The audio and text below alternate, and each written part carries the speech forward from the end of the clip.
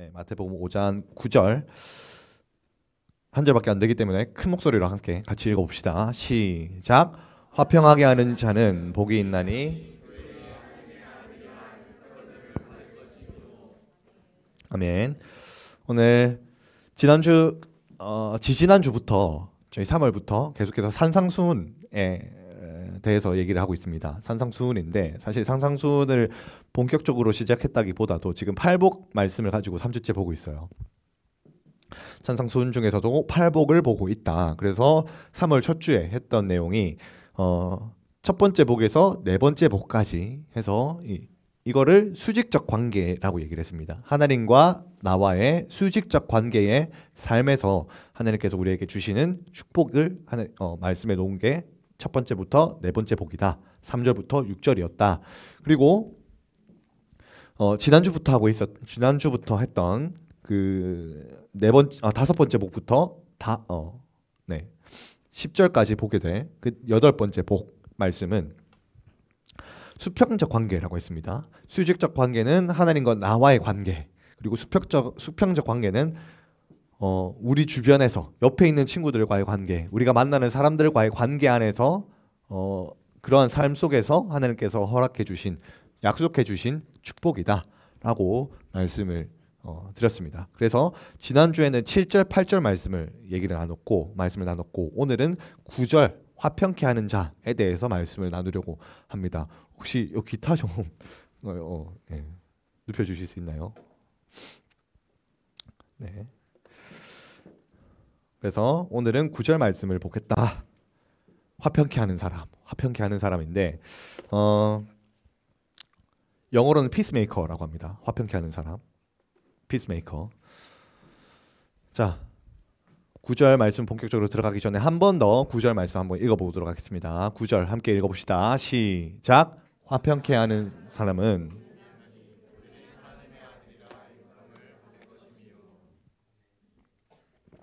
아멘. 자, 여러분, 화평이 뭘까요? 화평.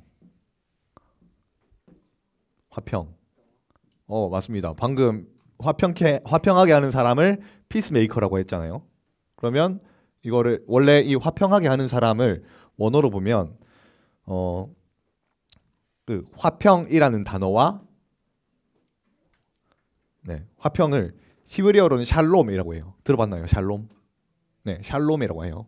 그리고 헬라어, 그리스어로는 에이레네라고 합니다. 몰라도 상관없는데 알아두면 좋아요. 에이레네. 영어로는 피스. 그래서 이 화평하게 하는 사람은 에이레네라고 하는 이 단어와 행하다라는 단어가 헬라어로 포이에오라는 단어인데 이 단어가 합성된 단어예요. 그러니까 화평하게 하는 사람은 에이레네라는 단어와 포이에오라는 단어가 합쳐져서 만들어진 합성어다. 그래서 행하다라는 단어이기도 하지만 이 포이에오라는 단어가 만들다라는 뜻도 있어요. 행하다, 만들다. 이거는 약간 TMI고. 그래서 화평하게 하는 사람은 쉽게 말해서 화평을 만드는 사람이라고 할 수 있습니다. 방금 영어 단어에서 봤던 것처럼 피스메이커, 평화를 만드는 사람, 화평을 만드는 사람이라고 할 수 있어요. 그래서 이 화평은 히브리어는 샬롬 이렇게 할 수도 있는데 이거를 이스라엘에서는 인사말로 쓰거든요. 여러분 안녕, 우리가 인사할 때 안녕 이렇게 하잖아요. 안녕. 만나서도 안녕하고 헤어질 때도 안녕히 계세요, 안녕하세요 이렇게 하는 것도 안녕이라는 말도 마찬가지로 평안하냐, 평안하세요 이런 뜻이잖아요. 그런 것처럼 이 화평이라는 말, 이스라엘에서는 샬롬, 이 평안하세요, 평안하십니까 이게 인사말로 쓰여요. 외국의 다른 나라에서는 어떻게 쓰이는지는 모르겠어요. 근데 우리나라도 그렇고 이스라엘도 그렇고 약간 좀 비슷한 감이 없지 않아? 이 인사하는 부분에 있어서 좀 비슷한 게 있는 것 같더라고요. 아무튼 요건 TMI였고, 화평하게 하는 사람이 피스메이커라고 했습니다. 그래서 평화를 만드는 사람. 그러니까 화평이 여러 가지 표현이 있을 수 있는데 일단 화평하게 하는 사람이 무엇인지에 대해서 먼저 얘기를 하자면, 화평하게 하는 사람, 이 단어가 사실 성경에서 딱 한 번 쓰였어요. 딱 한 번. 지금 오늘 여기 본문에서 딱 한 번 쓰였습니다. 그런데 로마 시대 때 예수님께서 지금 활동하고 계신 설교하고 계신 이 시대는 로마 시대예요. 로마 시대. 네, 로마 시대. 근데 이 로마 시대에서 화평하게 했던 사람이 한 명 있어요. 그 사람이 바로 카이사르 황제입니다. 카이사르 황제 들어봤나요? 카이사르 황제 들어봤죠? 세계사 안 배우나요? 안 배워? 세계사? 안 배워? 배워? 아직 진도를 거기까지 안 나간 건가? 자, 아무튼 카이사르 황제라고 있습니다. 카이사르 황제. 네. 이름이 여러 가지인데 아무튼 카이사르 황제가 있는데 이 사람이 그 로마의 전성기를 연 사람이에요. 흔히 말하는 팍스 로마나라고 하는 로마의 전성기를 연 사람이고, 그래서 이제 주변국들과의 어떤 전쟁을 종식시키고 로마의 번영을 가져다주는 최초의 황제로서 그래서 사람들이 이 사람을 평화를 가져다 준 사람, 평화를 만들어 준 사람이라고 해서 피스메이커라고 카이사르 황제를 그렇게 지칭했다고 하더라고요. 그런데 물론 다시 말해서 화평하게 하는 사람, 당시 로마 시대의 어떤 상황을 적용해서 봤을 때 정치적으로, 뭐 경제적으로, 군사적으로, 뭐 안보나 이런 사회적으로 여러 측면에서 국가를 안정시킨 것을 화평하게 하는 사람, 평화를 만든 사람 로서 황제를 지칭했다라고 할 수 있지만, 성경에서 지금 예수님께서 이 단어 화평하게 하는 사람, 평화를 만드는 사람이라고 한다면 그것이 과연 그것은 정치적으로, 뭐 경제적으로, 뭐 사회적으로, 군사적으로 이렇게 화평하게 하는 사람을 지칭하지는 않을 거예요. 그렇죠? 그러면 우리가 여기서 화평이 무엇인지에 대해서 좀 알아볼 필요가 있는데, 이게 여러 가지 화평이라는 단어가 여러 가지 동의어가 있어요. 동의어. 의미는 같은데 여러 가지 단어로 쓰일 수가 있어요. 그래서 먼저 개인적으로 적용을 한다면 뭐 여기 나와 있는 것처럼 평안, 평강으로 쓸 수가 있습니다. 평안, 평강. 평안, 평강은 마음이 어떤 마음의 걱정이나 근심이 없이 평안한 상태. 이제 은유라. 자, 마음에 걱정이나 근심이 없는 그런 평온한 상태를 평안, 평강이라고 해요. 그래서 뭐 inner peace 영어로 하면 그렇게 얘기도 하기도 하는데 개인적으로는 그렇게 적용됩니다. 내면의 평화, 내면의 평안 이렇게. 근데 이렇게 관계적으로 다른 누군가와의 관계 안에서 화평이 쓰이게 될 때는 평화 또는 화목 이렇게 쓰이기도 해요. 평화롭고 화목한 상태를 의미하기도 합니다. 이해가 되시나요? 네. 개인적으로 이게 적용이 되면 평강, 평안 이렇게 적용이 될 수 있고, 사람들과의 관계 안에서 쓰이게 될 때는 화목하고 평화로운 상태를 얘기한다. 그런데 관계성 안에서도 적용되는 게 두 가지가 있습니다. 약간 좀 머리 아프죠? 네, 관계성 안에서도 적용되는 게 두 가지가 있다. 네, 누구에게 하나님과의 관계 안에서 적용되는 화평이 있고, 옆에 있는 친구들과 적용되는 주변 사람들과의 관계 안에서 적용되는 화평이 있다. 그래서 하나님과의 관계 안에서의 화평, 화목하다는 얘기는 먼저는 우리는 원래 죄인이었어요. 그죠? 죄 때문에 하나님과 단절되어 있었어요. 우리는 죄 때문에, 우리가 죄인 되었을 때에, 우리가 예수님을 믿지 못했을 때에 하나님과의 관계가 단절되어 있었어요. 하나님과의 관계가 완전히 끊어져 있었습니다. 그런데 무슨 소리야? 하나님과 우리 사이의 관계를 화해시켜 주는 분이 있습니다. 하나님과 우리 사이의 관계를 연결시켜 주신 분이 있어요. 누구죠? 맞아요. 예수님이에요. 예수님께서 십자가에 못 박혀 죽으시는 것을 통해서 우리가 예수님을 믿고 우리가 하나님을 알아가게 하시고 또 하나님을 믿게 하시고 그렇게 하나님과 관계를 회복하게 하신 분이 예수님이에요. 그래서 예수님을 통하여서 우리가 다시 한번 하나님과의 관계가 회복되어지고, 이것을 하나님과의 관계 안에서의 평화와 하나님과의 관계의 화목함을 누리게 되었다라고 얘기를 하는 겁니다. 이게 첫 번째 관계성 안에서 얻게 되는 화평입니다. 자, 두 번째는 하나님과 나와의 관계 안에서 얻는 화평이 아니라 사람들 사이에서 얻는, 사람들과의 관계성 안에서 얻는 화평이라고 얘기를 했어요. 그러면 뭐 비슷하겠죠. 뭐 화평을 만든다 이런 게 사전적으로는 이제 사람들이 서로 분열하고 싸우고 분쟁하고 막 나뉘어져 있고 이거를 서로 중재하고 서로 화해시키고 이것을 화평을 만드는 사람이라는 것의 사전적인 의미예요. 사전적인 의미다. 그래서 마치 우리가 하나님과 관계가 단절되어 있었어요. 죄 때문에 우리의 관계가, 우리와 하나님과의 관계가 끊어져 있었어요. 분열되어 있었고 끊어져 있었다. 그런데 이것을 사이가 멀어져 있던 하나님과 우리와의 관계를 예수님께서 화해시키고 나에서 십자가에 못 박혀 죽으신 것을 통해서 중재하시고 그렇게 연결해 주신 것처럼 화평을 만들어 간다는 것 역시도 우리가 분열되고 뭐 분쟁하고 뭐 싸움이 일어나고 거기 가운데서 중재하고 화해시키고 하는 것이 화평하게 하는 것의 사전적인 의미예요. 사전적인 의미. 네, 지금 따라오고 있나요? 네, 따라오고 있죠? 네, 테레나 따라오고 있어. 네. 자, 그런데 아까 화평하게 하는 사람을 이제 카이사르 황제라고 얘기를 했습니다. 그 사람은 정치적으로, 뭐 군사적으로, 뭐 경제적으로 국가를 안정시킨 사람이라면 지금 예수님께서 화평하게 하는 사람은 복이 있다라고 말씀하셨는데 우리에게도 카이사르 황제처럼 너희도 뭐 군사적으로, 경제적으로 뭐 이런 식으로 해라 이렇게 얘기를 하시는 것이 아니라 복음을 통해서 사람들 사이에 분쟁을 조정하고 복음을 통해서 사람들과 하나님 사이에 멀어져 있던 관계를 회복시키고 복음을 통해서 사람들과 사람들 사이에 끊어져 있던 관계를 연결하고 중재시키고 화해시키는 역할을 해야 된다라고 말씀을 하시고 있는 것이 오늘 본문의 말씀입니다.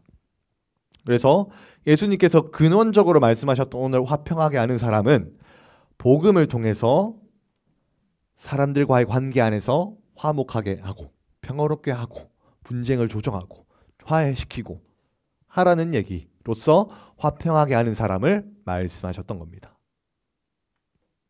자, 여기까지 이해되죠? 네.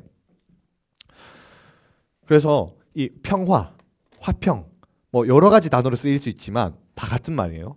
이 평화로운 것, 화목한 것, 평안, 평강, 화평 이 단어들이 이런 표현들이 이런 속성이 하나님 나라의 속성이에요.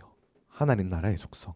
로마서 14장 17절에 보면 하나님의 나라는 뭐 중간에 생략을 하고 하나님의 나라는 성령 안에 있는 의와 평강과 희락이다 라고 얘기를 하고 있습니다. 그래서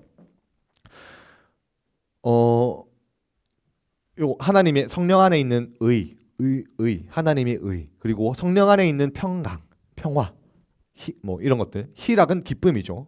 이런 것들이 하나님 나라 안에 있는 속성들인데 오늘 예수님께서 이 화평하게 하는 사람이라는 것을 통하여서 우리 역시도 하나님 나라의 속성을 가진 사람으로서 화평하게 하는 사람이 되어야 한다라고 말씀을 하고 있는 것이죠.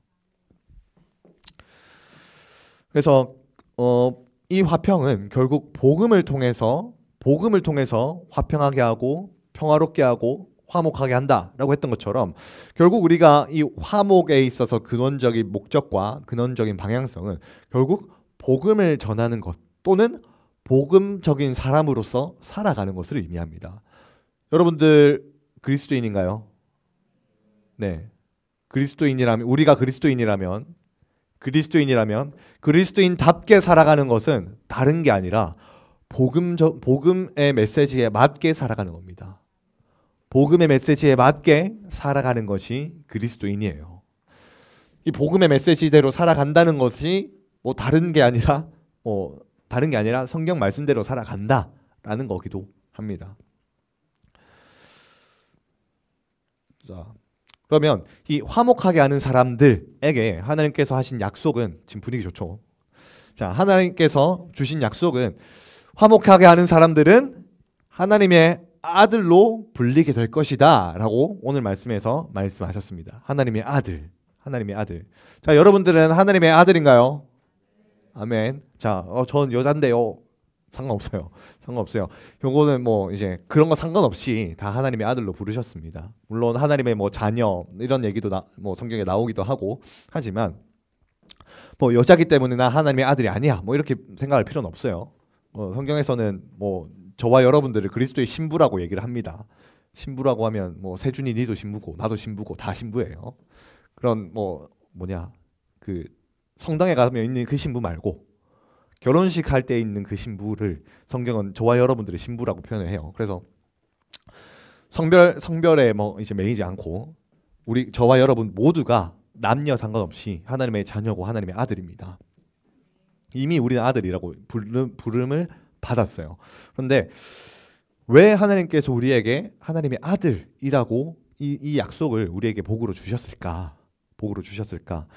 성경을 쭉 읽어보다 보면 성경을 처음부터 끝까지 창세기부터 요한계시록까지 쭉 읽어보다 보면 비슷한 표현들이 굉장히 많이 나옵니다. 그래서 성경 전체가 한 맥락 안에서 이어지는 내용이 많이 있어요.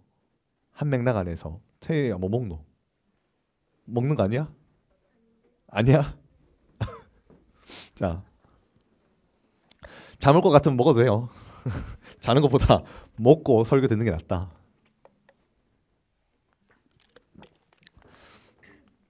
자, 성경 전체가 한 맥락 안에서 이어지는 메시지가 있다고 했습니다. 그게 뭐냐면 출애굽기 6장 7절 여기 이 말씀 한번 읽어봅시다. 이 말씀 한번 같이 읽어볼게요. 시작. 너희를 내 백성으로 삼고 자, 너희를 내 백성으로 삼고 나는 너희의 하나님이 될 것이다 라는 이 메시지가 이 출애굽기부터 출애굽기의 6장 7절에 처음 나오거든요. 여기서부터 해서 요한계시록까지 이 메시지가 일관되게 쭉 이어져요. 그래서 출애굽기에만 이 표현이 나오는 것이 아니라 나중에 막 민수기, 레위기, 신명기 그리고 막 여러 선지서들 여기에서도 계속 나오고 심지어 신약에서도 이런 표현들이 계속 나오면서 궁극적으로 이 말씀이 최종적으로 성취되는 말씀 구절이 요한계시록 21장 7절입니다. 한번 같이 읽어봅시다. 시작. 나는 그의 하나님이 되고 그는 내 아들이 되리라. 표현은 조금 바뀌었어요. 구약에서는 내 백성 나는 그들의 하나님이 되고 그들은 내 백성이 될 것이다. 구약에서는 내 백성으로 표현을 했다면 신약에서는 나는 그의 하나님이 되고 그는 나의 아들이 될 것이다 라고 해서 백성에서 아들로 바뀌긴 했는데 개념은 같다고요. 개념은 같아요. 이 내러티브가 이 스토리가 이 맥락이 성경 처음부터 해서 끝까지 쭉 이어집니다.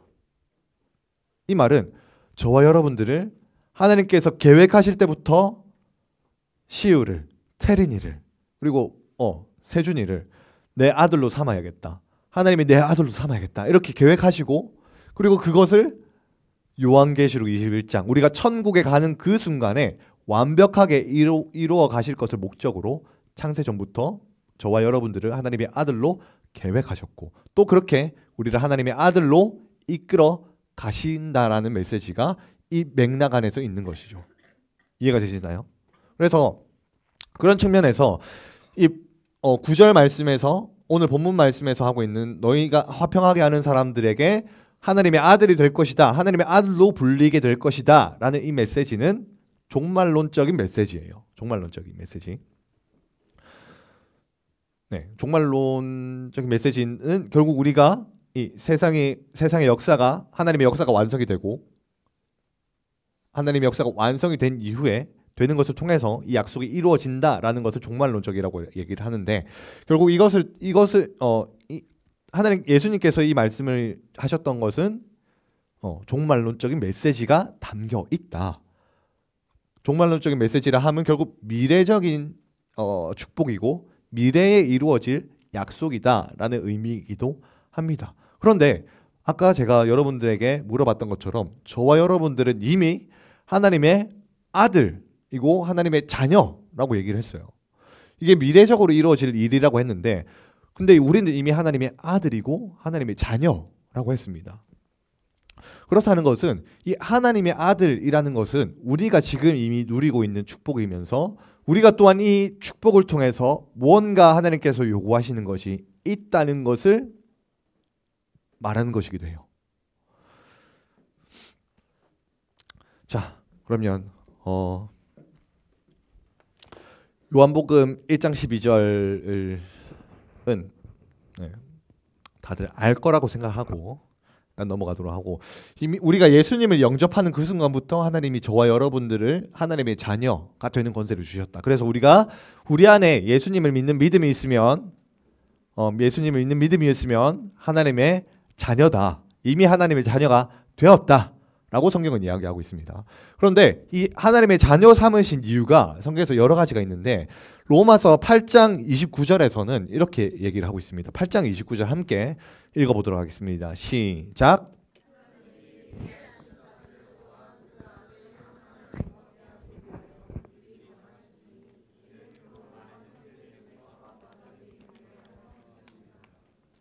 아멘. 자, 하나님이 미리 하신 자들은 저와 여러분들을 의미합니다. 하나님께서 세상을 만드시기 전부터 우리가 엄마 뱃속에 잉태되기 전부터 해서 저와 여러분들을 미리 알고 계셨어요. 선우야, 미리 알고 계셨습니다. 선우도, 은율이도, 찬영아, 우리를 미리 알고 계셨습니다. 근데 또한 그 아들의 형상을 본받게 하기 위하여 미리 정하셨는데, 미리 정하시기를 아들의 형상을 본받게 하기 위해서, 그러면 여기서 아들의 형상이 누구예요? 여기서 말하는 아들이 누굴까? 맞아요. 예수님이에요. 예수님의 형상을 본받게 하기 위해서 미리 정하셨는데, 이는 그로 많은 형제 중에서 맏아들이 되게 하려 하십니다. 라고 했는데, 여기서 그렇다면 우리가 예수님의 형상을 본받게 하시려고 우리를 미리 정하셨다라고 얘기를 했는데, 그러면 여기서 많은 형제 중에서 맏아들이 되게 하신다라는 것은 여기서 맏아들은 누굴까요? 맞습니다. 예수님의 형상을 예수님이 하나님의 아들이신 예수님을 본받게 하시기 위해서 우리를 또한 미리 정하셨고 우리를 자녀 삼아 주셨어요. 그러면 예수님도 아들이고 우리도 아들이야. 예수님도 하나님의 아들이고 우리도 하나님의 자녀야. 그래서 지금 성경 사도 바울은 우리를 예수님의 형제라고 얘기를 합니다. 형제. 그래서 우리가 많은 형제들 중에서 맏아들 되신, 첫째 아들 되신 예수님, 아들 예수님을 닮아가게 하시려고, 예수님의 형상을 닮아가게 하시려고 우리를 하나님의 아들 삼아 주셨고 우리를 예수님의 형제 삼아 주셨다라고 지금 성경은, 사도 바울은 얘기를 하고 있어요. 그렇다면 하나님의 아들이라는 축복을 우리에게 주셨고 이 약속을 우리에게 주신 이유는, 물론 미래적으로 우리가 하나님의 아들이 되는 것도 있겠지만 우리가 이 땅에서 살아가는 데 있어서 하나님의 아들로서 살아간다는 것은, 저 말씀을 근거로 해서 봤을 때 우리가 하나님의 아들이 됐고 하나님의 아들로 살아간다는 것은 무엇을 지향하면서 살아야 된다는 것을 의미할까요?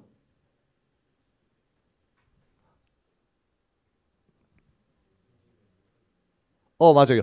예수님의 모습을 닮아가고 예수님의 형상을 닮아가게 하기 위해서 우리를 하나님의 아들 삼아 주셨고, 또한 우리가 하나님의 아들로서 그러한 삶을 추구하고 지향해야 한다는 겁니다. 그래서 하나님의 형상을 닮아간다, 예수님의 형상을 닮아간다라는 것은 우리가 외형적으로 예수님을 닮아가고 막 이제 인터넷에 예수님 막 치면 수염 막 있고 하는 것처럼 우리가 수염 막 기르고 해야 되는 것이 아니라, 머리 기르고 수염 기르고 막 그렇게 하라는 얘기가 아니라, 예수님의 성품을 닮아가고 예수님의 삶을 닮아가는 것을 예수님의 형상을 닮아간다고 얘기를 해요. 여러분은 누굴 닮았나요? 둘 중 하나죠. 엄마 아니면 아빠.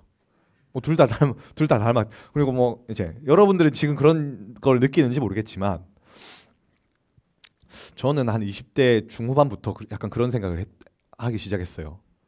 내 모습에서, 내 행동과 내 말과 내 어떤 삶의 모습에서 아빠의 모습이 보이고 엄마의 모습이 보이고 그러더라고요. 여러분들은 잘 모르겠어요. 어떻게 느낄지 모르겠지만, 살아가다 보니까 어느 순간 보니까 내가 아빠가 하는 모습처럼 똑같이 행동을 하고 엄마가 말하는 것처럼 똑같이 말하고 행동하고 그런 모습을 보면서 아 내가 이제 나는 내 나름대로 이제 막 성인이 되고 하면서 내 나름대로의 어떤 성격을 형성해 나갔다고 생각을 했는데 나중에 보니까 뭐 그런 부분은 없지 않아 있지만 나중에 보니까 내가 내 모습 속에서 부모님을 닮아 있는 모습들이 있더라고요.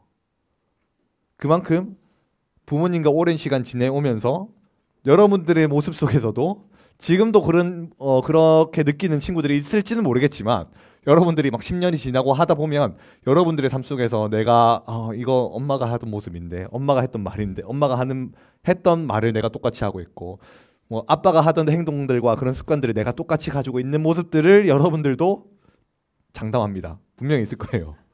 네, 이건 장담합니다. 그런 것처럼 우리가 부모님과 오랫동안 지내오면서 부모님과 함께 지내오는 시간들을 통해서 부모님의 성품과 부모님의 행동과 부모님의 습관을 닮아가는 것처럼 우리가 예수님의 형상을 닮아간다라는 것 역시도 예수님의 성품, 예수님의 삶, 예수님의 어떤 습관, 예수님의 행동 양식 이런 것들을 예수님을 알아가면 알아갈수록 우리가 신앙생활을 해나가면서 예수님의 성품을 닮아가고 예수님의 행동 양식을 닮아가고 예수님의 삶을 닮아가는 것을 예수님의 형상을 닮아간다라고 얘기를 하는 것이고 이것이 하나님의 아들들로서 저와 여러분이 하나님의 아들로서 하나님을 닮아간다라고 지금 성경은 얘기를 하는 겁니다. 이것이 화목하게 하는 사람들, 화평을 만드는 사람들의 축복이고 화평을 만들어가는 사람들이 닮아가는 모습이고 또한 지향해야 하는 삶의 모습이라고 본문은 얘기를 하고 있는 겁니다. 그런데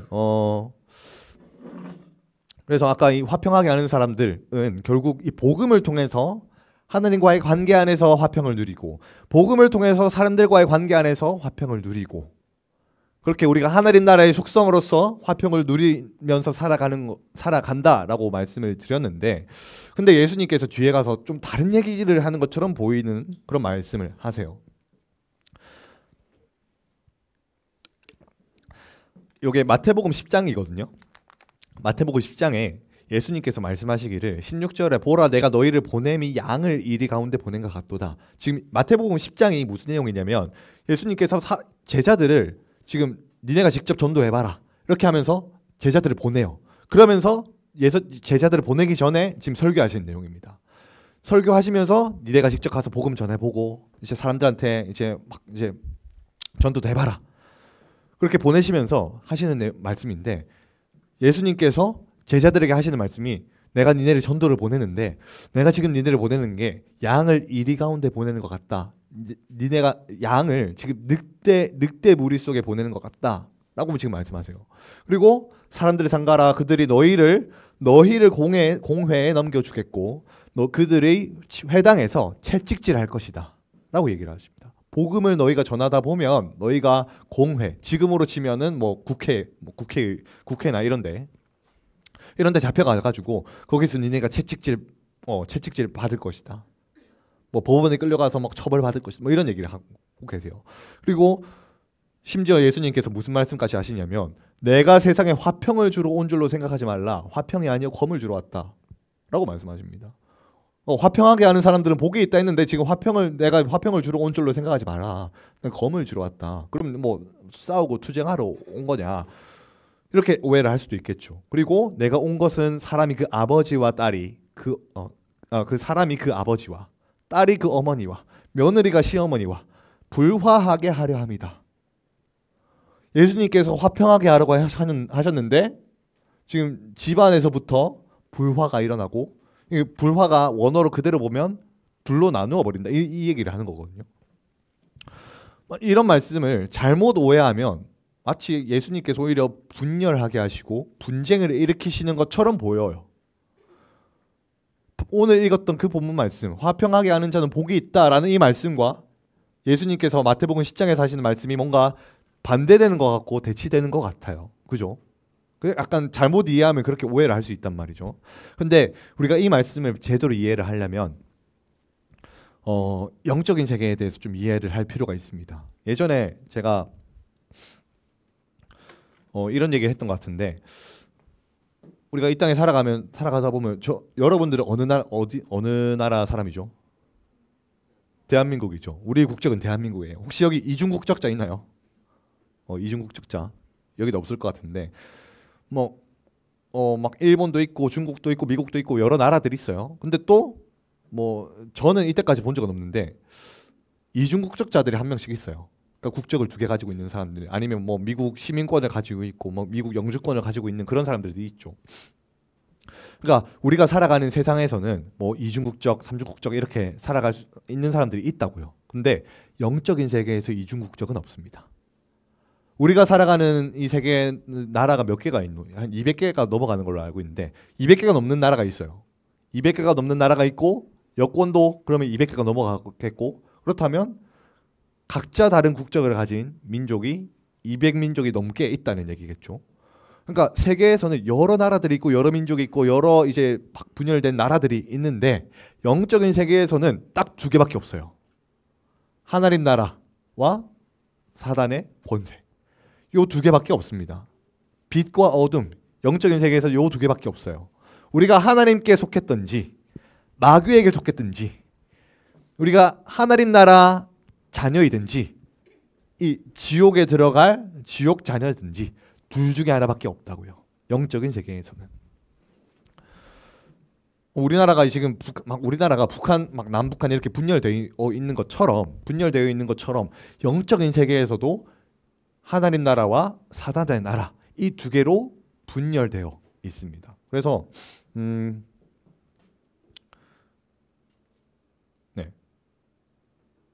아무튼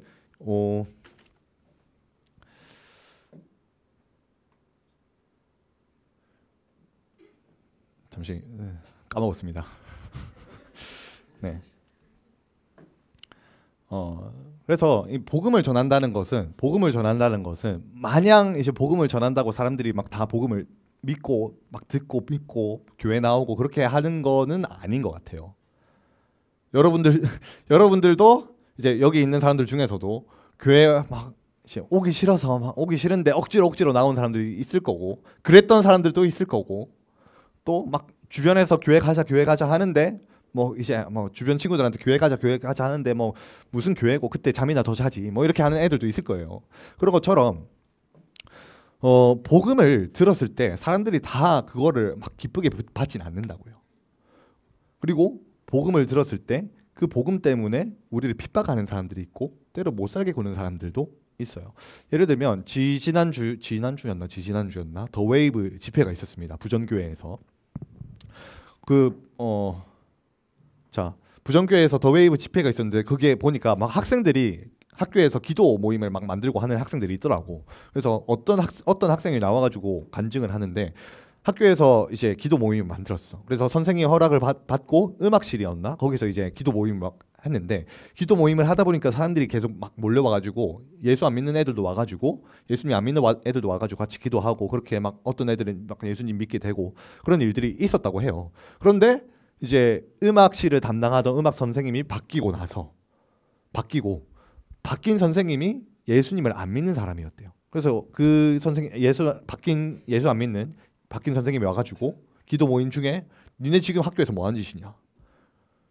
기도는 교회 가서나 하지 학교에서 왜 기도하냐? 그런 식으로 해가지고 이제 교장 선생님인가 교감 선생님인가 그분들한테도 얘기해서 다른 선생님들이랑도 다 모의를 해가지고 음악실 폐쇄, 기도 모임 못해 이렇게 했다고 하더라고요. 그러니까 이게 모르겠습니다. 그 이후에 이제 음악실에서는 기도 모임을 못 하고 그 이후에 골목마다 막 흩어져가지고 기도 모임을 하고 그렇게 했다고 하는데, 아무튼 이게 인간적으로 보면 그럴 수 있지라고 생각할 수 있죠. 그럴 수 있지. 근데 막 여기서 인간적으로 생각했을 때는 좀 이제 기도 모임을 인도했던 그 친구들 입장에서는 좀 화가 났을 수도 있을 것 같아요. 근데 그냥 이런 것들이 인간적으로 이야기보다도 영적인 세계의 관점으로 보자면 이거는 뭐라 해야 되지? 기도 모임을 하고자 하는 이것이 예수님을 믿었던 이 아이들이 학생들이 모여가지고 기도를 하겠다. 우리가 하나님을 믿는 사람들로서 기도를 하겠다라고 했는데 이 예수님을 안 믿는 사단에게 속해 있는 이 사람이 이거를 분탕질 치고 못하게 막고 하는 이 하나님 나라와 사단의 세력 간의 어떤 영적인 충돌로 이해를 할 수 있는 거예요. 그래서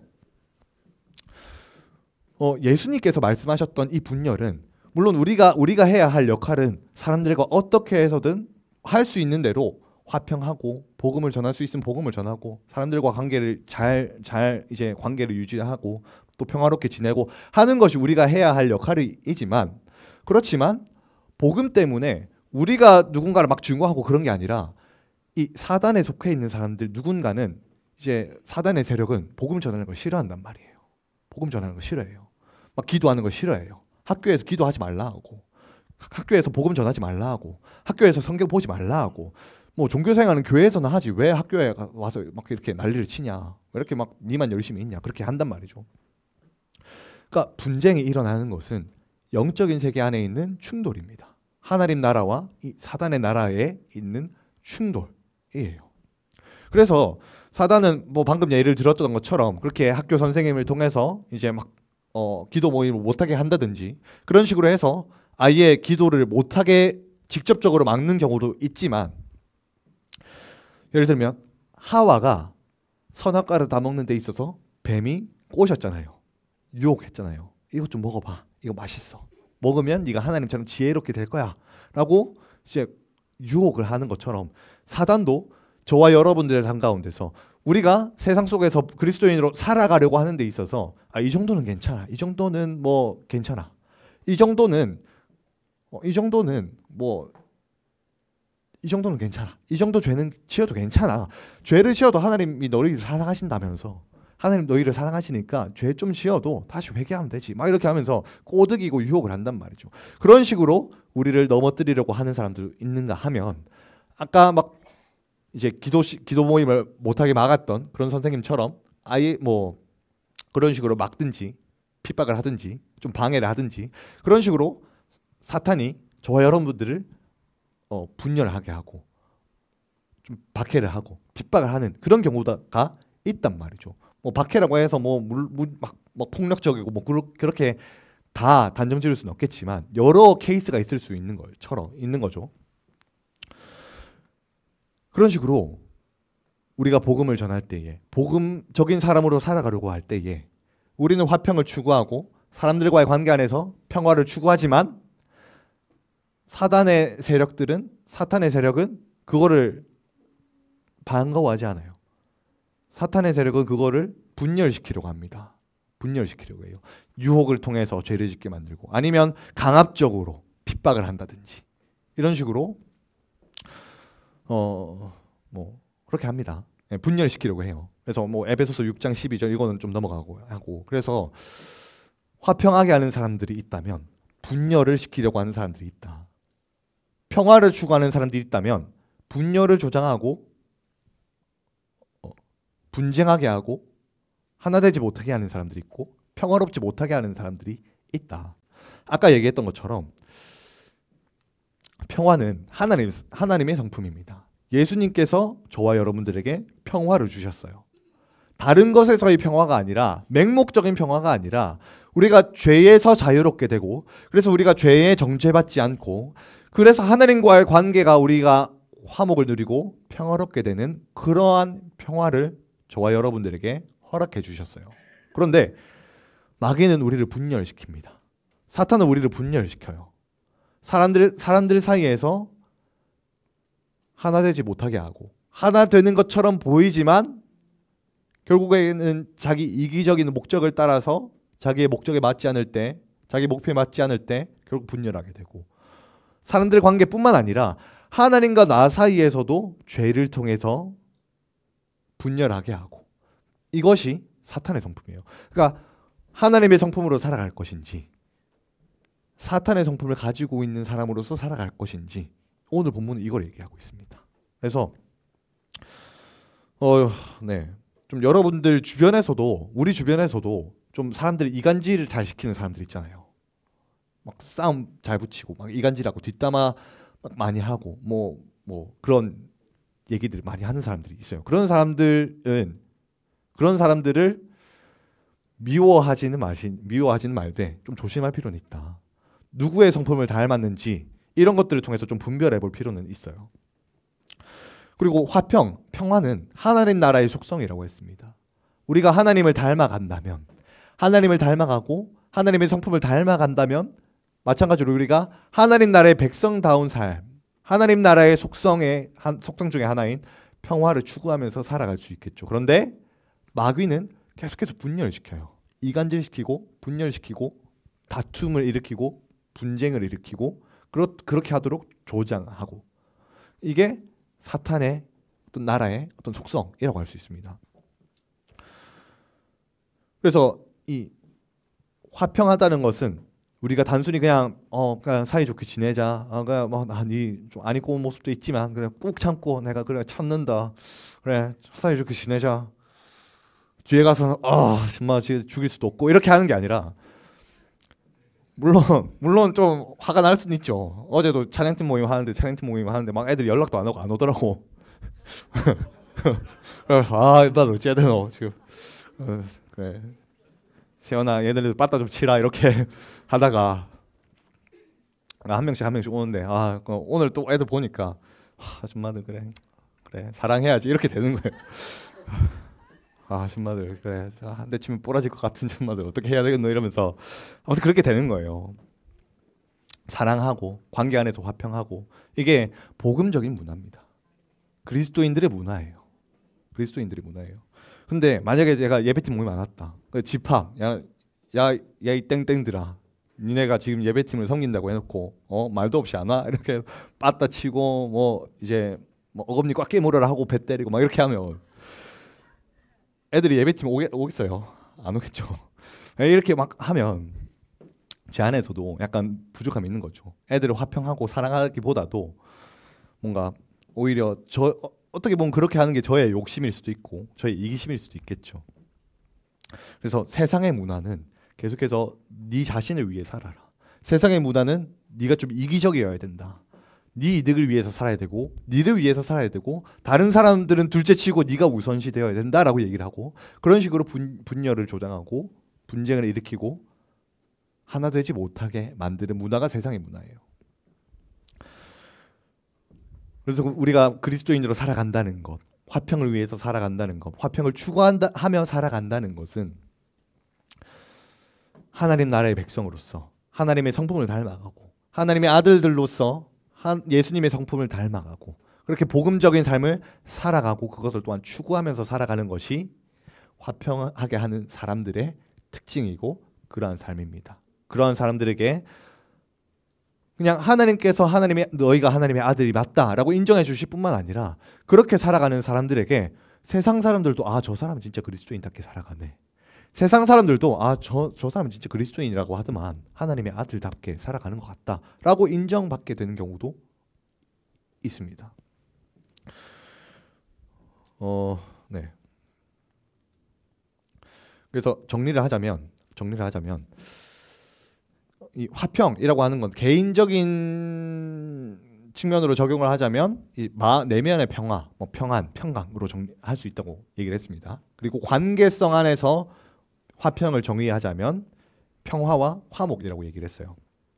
그래서 우리 성경에서 말하고 있는, 오늘 본문에서 말하고 있는 이 화평은 복음 안에서 주어지는 이 평안과 복음 안에서 우리가 추구해야 할 평화로운 관계, 화목한 관계, 주님 안에서 복음 안에서 그렇게 그 평화를 추구하고 화목을 추구하고 화평을 추구하는 것을 지금 본문에서는 얘기하고 있다. 이것이 단순히 교회 안에서만 사람들끼리 막 잘 지내고 이것이 아니라 세상에 나가서도 이제 예수 안 믿는 친구들이랑도 화가 나더라도 좀 참고, 그래 내가 예수님 믿으니까 좀 참을게, 예수님 믿으니까 내가 좀 손해 보더라도 좀 참을게, 대신에 네가 나한테 손해를 입혔지만 난 참지만 하나님이 너를 심판하실 거야, 그래서 좀 참고, 네, 이렇게 세상 속에서도 우리가 복음적인 사람으로 그리스도인으로서 살아가는 것이 우리 이 본문 말씀에서 우리에게 말씀하고 있는 삶이다.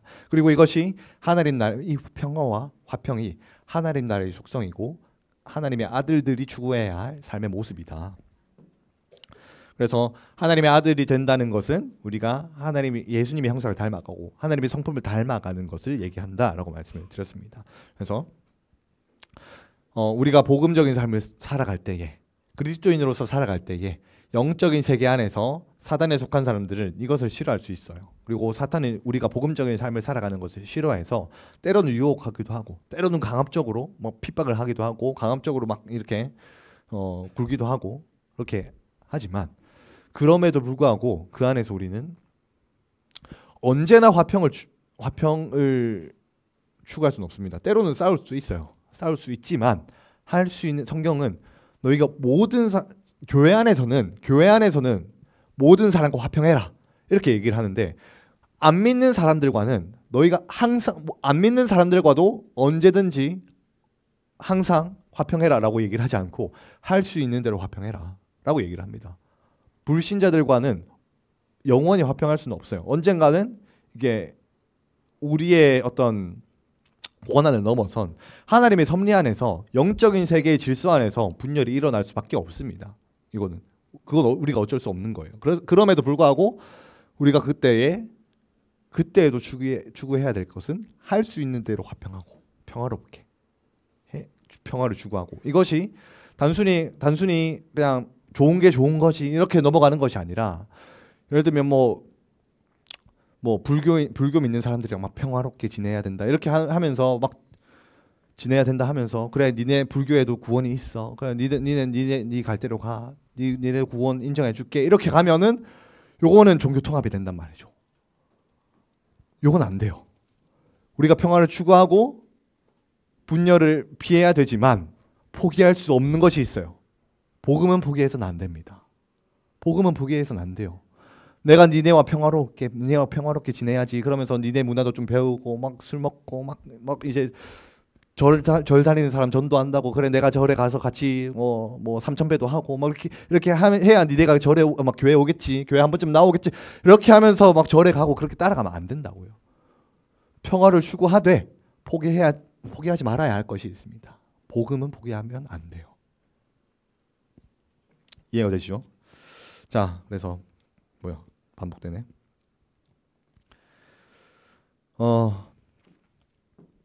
저와 여러분들의 삶 가운데서 그렇게 복음 안에서 그냥 맹목적인 평화가 아닙니다. 그냥 좋은 게 좋은 거지가 아니에요. 좋은 게 좋은 거지가 아니에요. 우리 안에 먼저는 복음 때문에 복음 안에서 사람들과 평화롭고 복음 때문에 내가 뭐 싸운 사람 있다 그럼 화해하고 복음 때문에 내가 좀 참고 복음 때문에 내가 좀 손해를 보더라도 그래도 그래 내가 복음 때문에 내가 참는다. 그래 자식아. 그러면 이제 그렇지만 하나님이 너를 보고 계신다. 축복한다. 뭐 이렇게 분쟁을 피하는 것. 이것이 우리가 살아가야 하는 어떤 삶의 방향성입니다. 그래서 좀 더 거시적인 얘기를 한 가지 해주고 싶었는데 시간이 좀 많이 지나서 지나가도록 하겠습니다. 그래서 한 가지 우리 결단하면서 좀 기도하는 시간을 가졌으면 좋겠습니다. 네.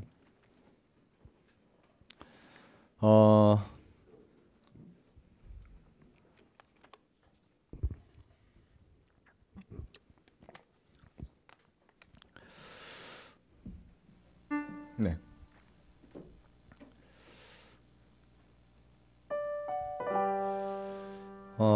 화평하게 하는 자는 복이 있나니 그들이 하나님의 아들들이라 불리울 것이다 라는 이 축복이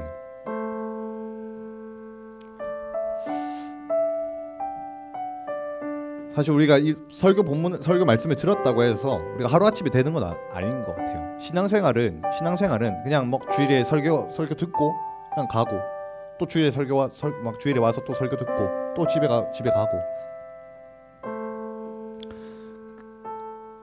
그 삶의 패턴이지만 그냥 듣고 끝나는 것이 아니라 우리의 신앙생활은 들었다면 그 말씀을 붙들고 살아보려고 또 살아가는 겁니다. 살아보려고 애쓰고 살아보려고 하다 보면 또 잘 안 될 거예요. 그때 또 기도하고, 하나님, 내가 이번 주에 이 말씀을 듣고 이런 도전을 받았는데 내가 살아보니까 잘 안 되네요. 도와주세요. 기도하고. 그런 삶을 살아가다 보면 지금 당장은 우리의 삶에 어떤 큰 변화가 느껴지지 않을 수 있어요. 그렇지만 말씀을 붙들고 살아가는 그 씨름을 하다가 보면 어느 순간에 나도 모르는 사이에 결실을 맺는 시간이 올 겁니다. 마치 씨앗을 심고 그 심은 씨앗이 열매를 맺기까지 오랜 시간이 걸리는 것처럼, 그 씨앗이 심겨서 열매를 맺기 위해서는 그 씨가 죽어야 된다고 얘기를 하는 것처럼, 우리가 오늘 하루 말씀을 듣고 오늘 하루아침에 우리의 삶이 극적인 변화가 일어나지 않는다고 하더라도 이젠 여러분들의 삶 가운데서 이 말씀을 붙들고 살아가야 할 하나의 과제가 주어졌다라고 할 수 있죠. 그래서 이 시간에 함께 기도할 때에 하나님, 오늘 들었던 이 말씀, 우리가 복음 때문에 복음을 붙들고 살아간다는 것이 하나님의 성품을 닮아가고 하나님의 형상을 닮아가는 것이 하나님의 모습을 닮아가고 예수님의 삶의 모습을 닮아가는 것이라 했는데, 그것을 통해서 우리가 복음 안에서 사람들과 화평하고 사람들과 관계를 회복하고 하나님과의 관계를 회복하시는 것이라 했는데, 우리 삶 속에서 그러한 하나님과의 관계가 끊어져 있었다면 하나님, 내 삶에 하나님과의 관계를 회복시켜 주십시오. 혹시라도 내 삶에서 어떤 사람들과 다툼이 있고 그래서 화해하지 못하는 사람들이 있다면 하나님, 이 사람과 화해할 수 있게 도와주세요. 내가 용서해야 된다면 용서할 수 있는 마음을 주십시오. 내가 누군가에게 사과해야 된다면, 사과해야 하는 문제라면 사과할 수 있는 용기를 주십시오. 내가 사랑할 수 없는 사람이 있다면 주님, 이 복음 때문에 내가 이 사람과 화평하기 위해서 이 사람을 사랑할 수 있게 도와주십시오. 이 기도 제목 가지고 함께 주여 부르고 기도하셨으면 좋겠습니다. 함께 기도하시겠습니다. 주님,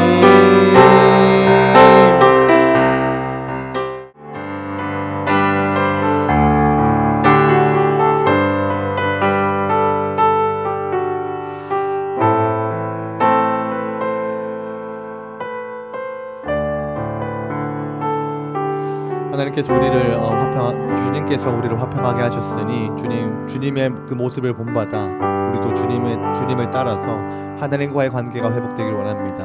우리와 하나님과의 관계를 회복시킨 그 주님으로 인하여 우리가 또한 하나님과의 관계를 회복할 뿐만 아니라 우리 주변에 있는 혹시라도 관계가 틀어지고 다툼이 있고 했다면 그 관계의 회복이 있게 하여 주시고, 또한 우리가 화평을 복음 안에서 주어진 그 화평을 붙들고 나아가지 못했다면 이 시간 다시 한번 우리가 복음 안에서 사람들과 평화롭게 살아갈 수 있는, 더 나아가서 그것을 통하여서 복음을 증거하고 복음적인 삶을 살아감으로써 우리가 하나님의 아들들로서 인정받을 뿐만 아니라 하나님의 아들들로서의 삶을 살아갈 수 있는 그런 중고등부 될 수 있도록 하나님 인도하여 주옵소서. 그렇게 일하실 주님을 기대합니다. 감사드리며 예수님의 이름으로 기도드립니다. 아멘.